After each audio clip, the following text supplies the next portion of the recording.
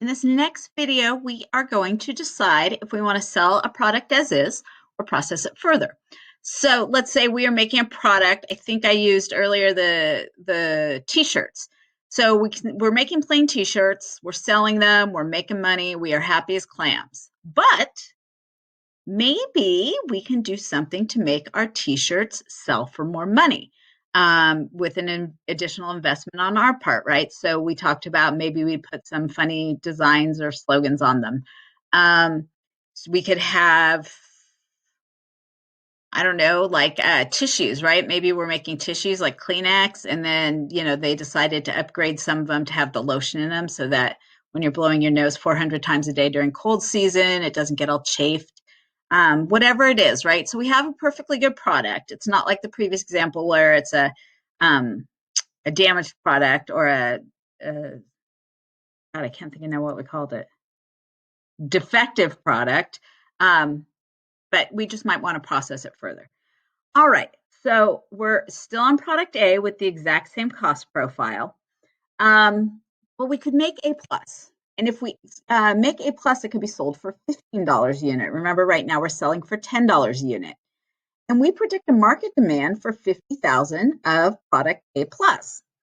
In order to make A plus, we have to add $1 of direct materials, $1.50 of direct labor, and 30 cents of variable overhead. Plus, now, up until now, we've always already incorporated all of our fixed costs, so we ignored it. But in order to process further, we need to add a fixed cost. We are actually going to need a new machine. Maybe it's a silkscreen machining machine for our t-shirts. It's going to cost $10,000 a year with a useful life of 10 years and a zero salvage value. So remembering back to accounting 301, we are going to have annual depreciation of cost minus salvage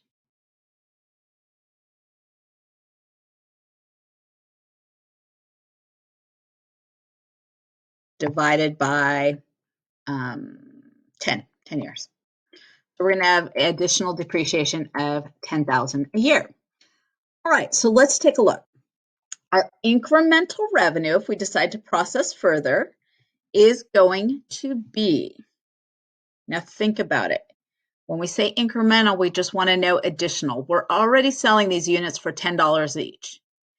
If we process them further, we can sell them for $15 each. So the incremental revenue is 15 minus 10, or $5 a unit. So our incremental revenue is $5 a unit times 50,000 we think we could sell.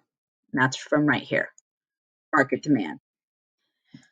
Okay, so our additional direct materials, because again, we're just looking at our incremental costs, so we don't care about this up here.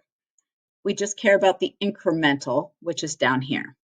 So our incremental direct materials will be the 50,000 units times $1. Incremental direct labor will be 50,000 times $1.50 direct labor. And the incremental variable overhead will be 50,000 times 30 cents per unit variable overhead. Our additional fixed overhead we said was going to be 10,000. So that's going to be 100,000 for the machine. That's right. Divided by 10 years. So we're assuming this is an annual budget.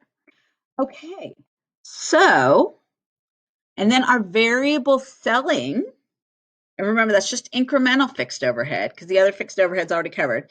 And our variable selling, we said sales is, or selling expenses are sales times 5%. So 250,000 times 0.05, we have incremental selling of 12,500 because we will have to pay more commission if we're selling more, each unit for more.